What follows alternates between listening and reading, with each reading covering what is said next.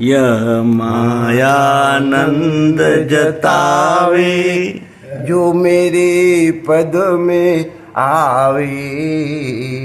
यह मायानंद जतावे जो मेरे पद में आवे। फिर जन्म मृत्यु नहीं धारे, फिर वह विश्व मात्र को तारे। फिर जन्म मृत्यु नहीं धारे, वह विश्व मात्र को तारे। तुम गहो कर्म निज प्यारे, नहीं लगे मोह के धारे। तुम गहो कर्म निज प्यारे, नहीं लगे मोह के धारे। इसका क्या अर्थ है? इसका अर्थ ये है, वस्तु निश्चय जब होता है ऐसे योगा रूढ़ पुरुष में सम रह जाता है। उसे फिर सब मेरे में है, मैं ही सब में पूर्ण भरा हूँ, यही दिखता है। कर्मी तापस ज्ञानी से योगी ही है श्रेष्ठ, तथापि इन सब में मुझे अनन्य भक्त है इष्ट। वही तू बन के देख बाहर, सुख दुख का संकल्प मिले नहीं ढूंढे कहीं उधार। यानी खुद के सुख के लिए ही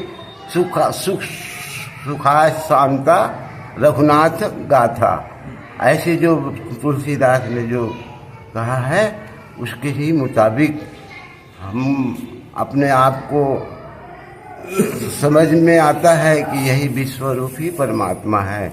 इसके अतिरिक्त कुछ भी, इसीलिए सेवा ही भक्ति है। सेवा प्रेम से है। जो मेरे पद में आवे वो जन्म मृत्यु नहीं धारे। जो मेरे पद में आ गया उसको जन्म मृत्यु का भय से निकाल दिया सदगुरु ने, है ना। जन्म मृत्यु का फेरा या प्रकृति का कार्य जगत सब हेरा। प्रकृति के गुण सब, कार्य जगत सब हेरा, है। ये प्रकृति के नहीं जान रहे थे, इसलिए ये हमको थोड़ा सा